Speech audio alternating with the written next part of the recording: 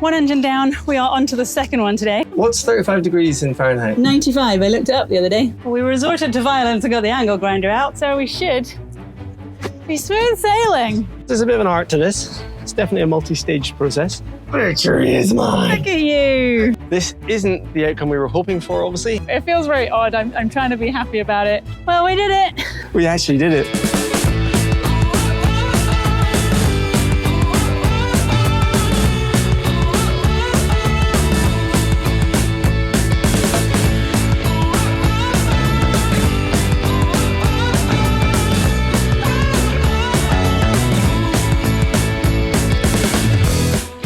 Last time on Red Seas, we got stuck into our engine removal and used 3 chain hoists to lift our old Yanmar 56 horsepower engine out of the engine bay on our Ep122 catamaran. We had to do some emergency destruction along the way and cut away parts of our boat, but ultimately we had the old broken engine on the dock by the end of the day. Now it's time to do it all again on the other side. One engine down, we are on to the second one today. Yesterday we waited for a gap in the rain and turned Indy round in a marina, in a tight space with no functioning engines. So the guys came out in the boat and kind of dragged the stern around. I ran around madly trying to move our fenders and throw lines to Ian on shore. And gradually we spun the whole boat round and then perfectly lined her up so that she's facing the other way. So now our port side is on the dock, and that means that we are ready to lift out the second engine. We've learned so much from the first one. This one should be simpler, should go smoother. It's going to be a breeze. Something we learned from the last time we tried to lift the other engine was we were trying to do everything from the one mount, and the engine just kept hanging kind of squint and weird.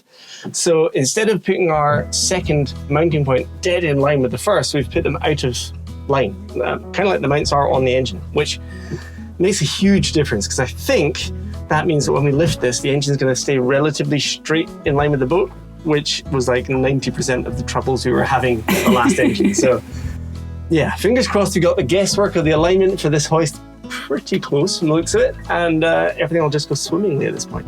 So step one, Ian is undoing the engine mounts, and then we're going to lift it. So the only thing that could make this more difficult is kind of if one of them seizes. They all came off quite easily on the other one, so fingers crossed, this is quite a straightforward part of the process.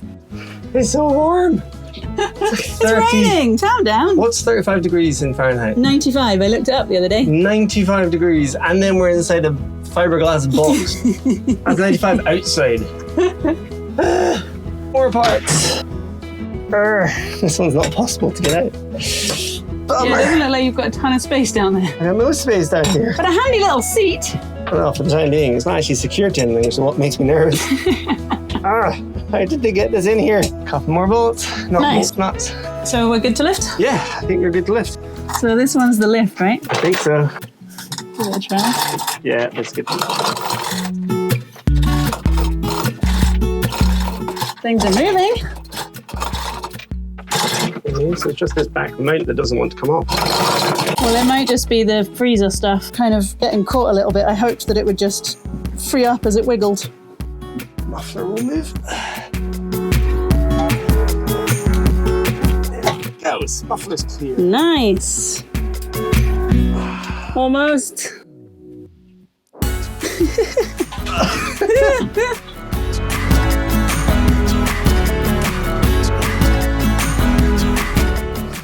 Come on. It's definitely going. Had an accident. I mean, you aimed it very well into the bucket. Just don't hurt yourself when it hangs off. Yes! Way! Victory is mine. Look at you. I can't sit up. I'm stuck forever. So I'm just trying to look from above to see what is caught, because this back corner is definitely not kind of floating. We do have like an extra freezer attachment, which we don't use anymore since we replaced our freezer like 18 months ago, but it's been too tricky to uninstall it. So that's still kind of hanging there, which might just be like knocking the balance off, or it might be getting caught on some of these pipes. So this is the bolt that's causing this problem. So this is the engine mount inboard starboard, I guess. And I reckon it's just because this frost, what's it called again? SeaFrost? SeaFrost, I think, yeah. This SeaFrost compressor is probably just a bit heavier, and it's got a big metal bracket on it. So I wonder if it's just pushing this back end of the engine down more. So I'm wondering, my idea now, because this is clearly kind of trying to go that way, is if we undo the engine mount this whole thing might slide off that way and then the engine will be suspended. It might rattle around a bit, but at least then it's in the air. We resorted to violence and got the angle grinder out, but there's been some progress. The other side now. Oh man, we gotta do it twice. Yeah, although I busted the disc. Oof. So we'll need to replace the disc too. There was a sudden clunk and a smile from you. Still counting my fingers. Oh, that was... Whoa. Okay, Engine's slight free. steer. Sorry if you threw the camera in a hurry.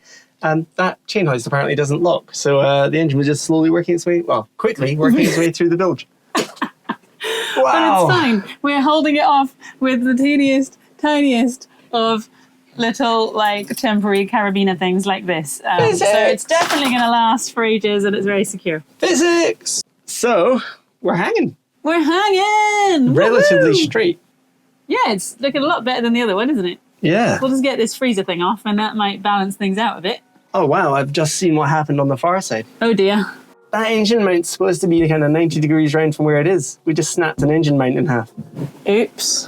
No, that's all right, we don't need them, thankfully. Our fancy engines come with engine mounts. Yay! All right, freezer is uninstalled. Now we need to put the feet back on the engine again so that we can lower it onto the skids. And Ian was just saying, you know what? Some people, they would pay someone else to do this job instead of spending the day in the engine bay themselves getting all grimy and tired. But I feel like you can either spend your day sitting in an office earning money to pay someone else to spend their day here in your own engine bay doing the work while you're in the office, or you can just get on and do it. And this way, look at all the fun we're having that we'd be missing out on.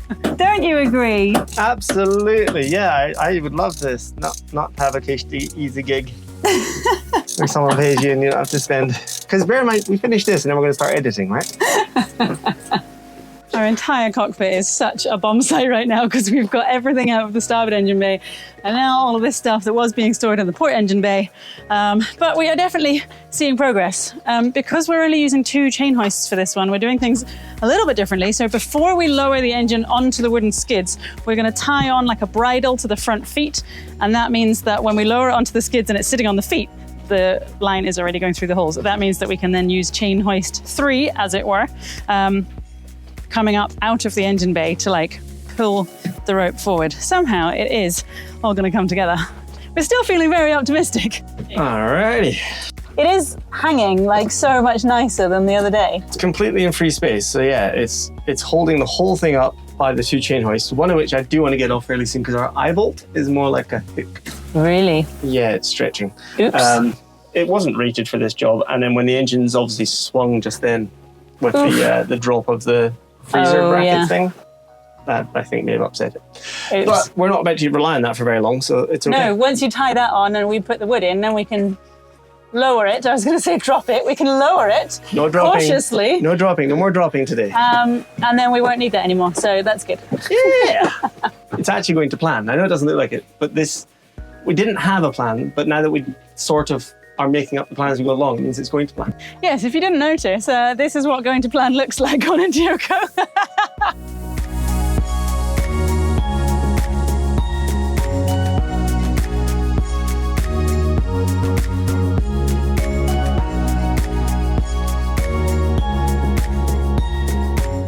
Okay, so now we have the engine suspended on this chain hoist and the first one coming from the inspection hatch in the bed.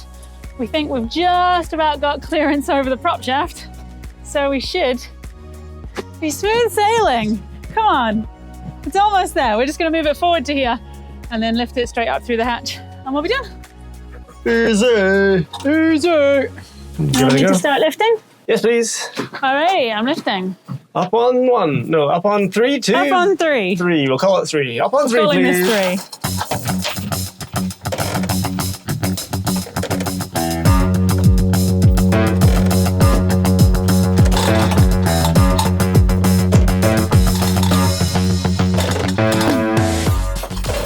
Looking really good.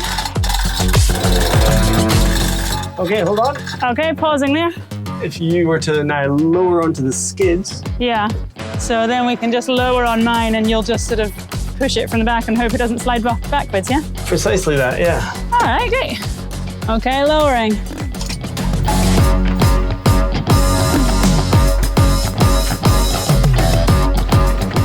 Okay, so the engine is not particularly balanced very well on the skids, but it's balanced enough that we can take all of the chain hoist off, retie our lines, and get onto the single point. Final lift Which point. is always a good stage to get to. Woohoo! Everything kind of sorts itself out, and the engine balances itself a little bit better when we do this. So oh yeah, every time. Every time that we've done this in the past. 100% of my experience says this is going to work perfectly. Yeah, that's pretty much how we run our lives, isn't it? Okay. All right. Here we go.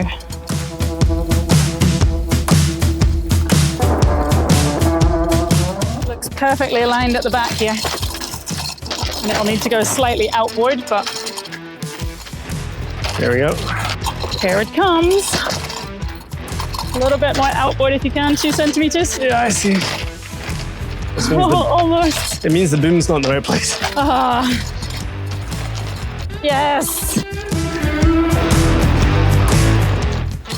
Sick. You okay? Yeah, it's just quite hard work. Yeah.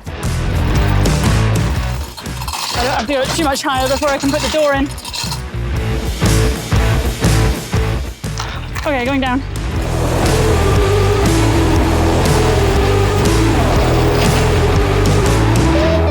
So now all we need to do is shorten up these straps so that we can actually lift it over the rails and get it onto the hard. Otherwise, what we found with the generator was we basically bounced around that stanchion there, and that wasn't great. So there's a bit of an art to this. It's definitely a multi-stage process. All right, final stage. Last lift. Woohoo! Ready? Yeah. Do you want gloves on? Nope. Too late, I'm lifting.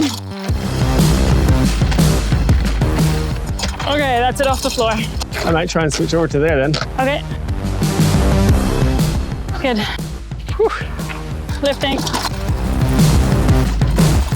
Just about clear of the stanchion. Almost a bit more. All right, so I'm just gonna pull this line, which is gonna swing the boom out. The main sheet and everything is loose, so should be somewhat good to go. Ready? Yep. Here we go. Such a weird feeling. It's looking good.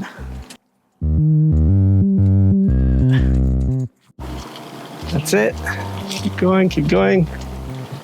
That must be the main sheet maxing, I guess. Maybe. All right, Okay. time to lower then. Okay. Here we go.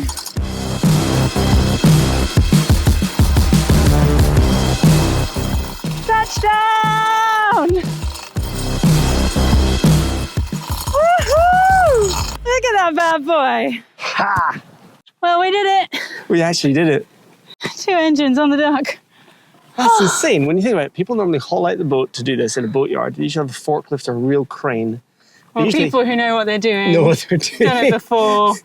Some appropriate tools. Safety equipment, hardware. Yeah, we had none of that, and somehow we've managed to get both engines out on the dock here.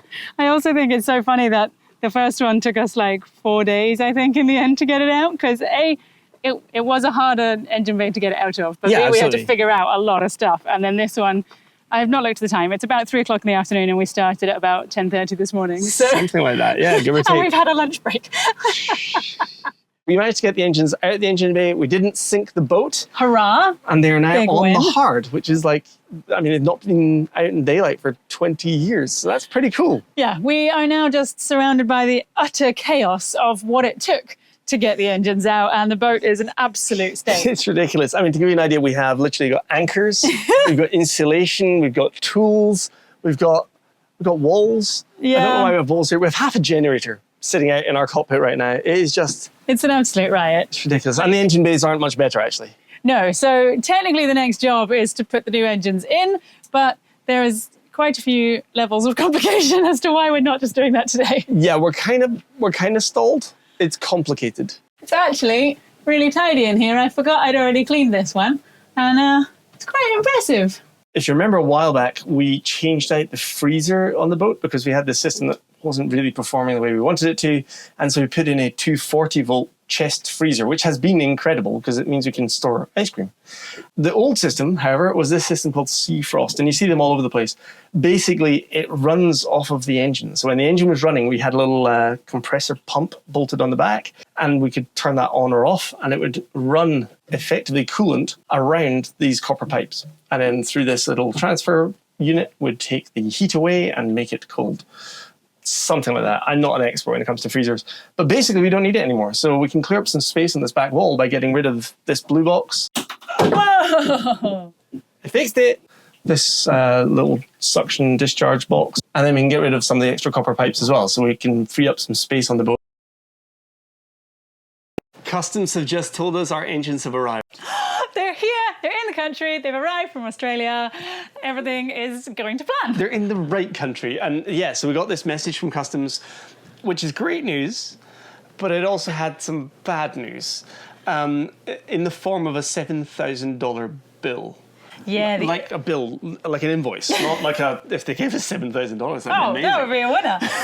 Yes, import duty here is no joke, and that was quite a surprise to us. Absolutely. So we normally use a system called Yacht in Transit, which you've probably heard us talk about before. Basically, it's like a deal we make with Customs, whereby we say, look, if we order something in, it's for us, and we're not going to try and sell it or set up some business and make money out of people here. We're going to take it with us, and that's what we organised for these engines. We said, you know what, we're going to do everything Yacht in Transit. That's how we've done parts in the past. It shouldn't be a big deal.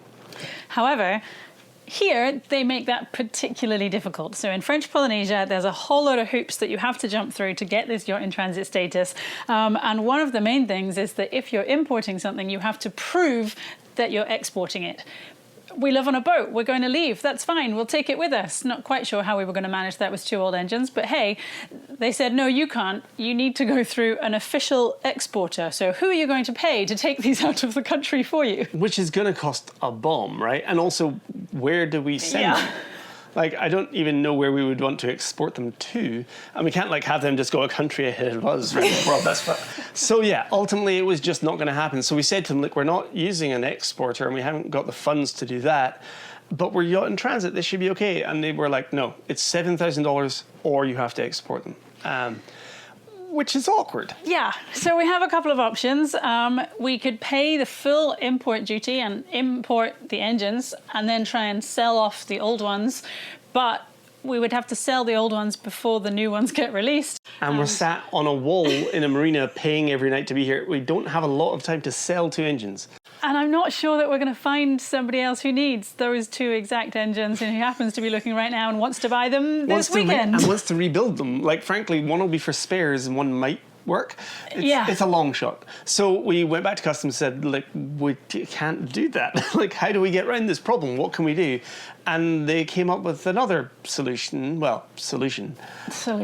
Yes, tenuous word, but it's painful to imagine. Basically, they've said, well, if you're not going to have them exported and you don't want to pay the import fee, then the other option is to do effectively, I don't even know what to call it. Like certified destruction.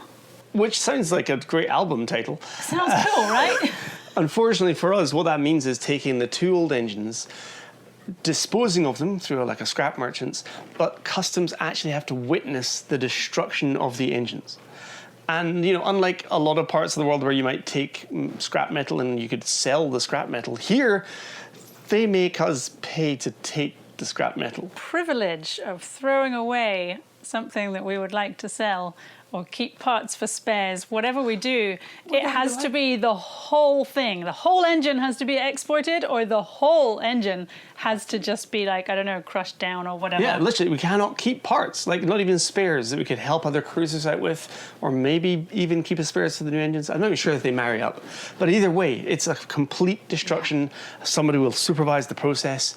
And we basically lose out on potentially selling parts off, giving parts away, all of that. It just goes, it disappears. So it's such an odd situation to be in, and we cannot get our heads around that this seems to be the only way forward, but it looks like this is the only thing we can do at this stage. So we've had a long evening, as you can probably tell, going back and forth about what our options are, and basically, I think we have to go with the destruction route. Yeah. And that's the only choice. So it's going to be hard to sleep tonight, but we need to make that happen. Yeah. In order to get the engines in order to get moving again, in order to see the world and show you guys some of it too. Unlock everything else in the process that can happen. We just have to get past this, but it's a I painful can't one. believe we're here. How Yeah. does this happen? So we just got word that the truck is on its way to pick up our 2 old engines. This isn't the outcome we were hoping for, obviously. We would far prefer to not have to scrap the engines entirely, but rather give them to other cruisers as parts, or I don't know, do something that meant they didn't become landfill. That's the rules, that's what has to happen, and now we have to work out how to get the 2 engines off the dock and onto their truck. Well, that's the weirdest feeling ever. We just gave away what originally would have been, what, 30 grand's worth of engine? More than that. 60 actually, because 25 Two- a piece, yeah, 30 a piece 50, yeah. installed. And we just Oh. threw them in the back of a truck most ungracefully. For So ungracefully. I was so quick as well. the scrap metal now. Oh, That's it, they've I gone to the know. dump. Yeah, 20 years of service. 20 years of service. And that's their send-off. I know. The engines are now gone. There's just 2 stain patches where there used to be.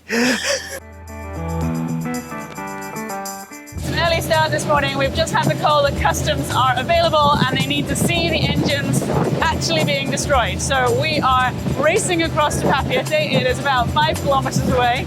We're going to try and get there in time just to make sure that everything goes smoothly, because we would be really screwed if it went wrong at this point.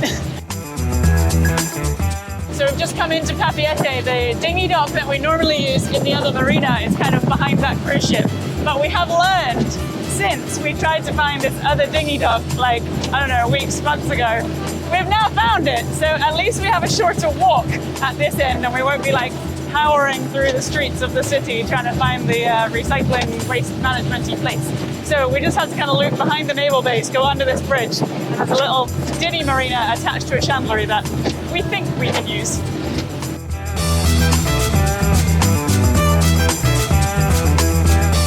Do you know what the time is?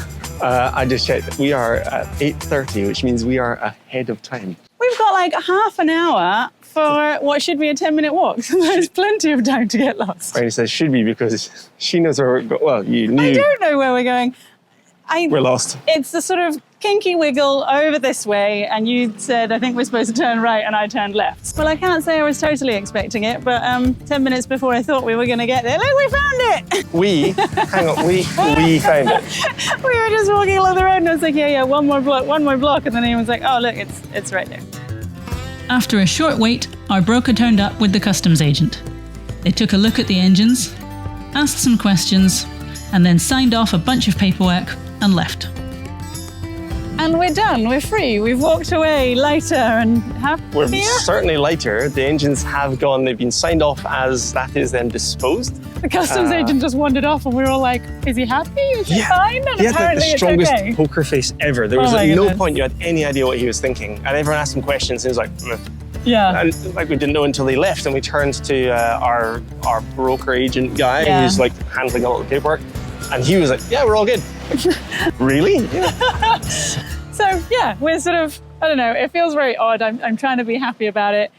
Very good news though, is that as soon as things were done and we paid up, Mateo, our agent, phoned up his company with the delivery guys who have the new engines sitting ready. And he was like, right, okay, they're done. Can you deliver today? And he was like, yeah, I'm not far away. So We actually have to really get going. So I'm sorry to cut this short, but we have to run back to Link and then race like 5 half the island. kilometers back all the way to the boat and try and get there before he does.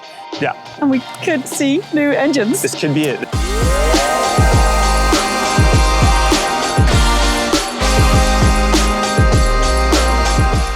I guess one of us is going to have to go clean the engine bay. Yes, I wonder who that's going to be. Uh-oh. Uh-oh. Uh-oh. Uh-oh. This could go a while.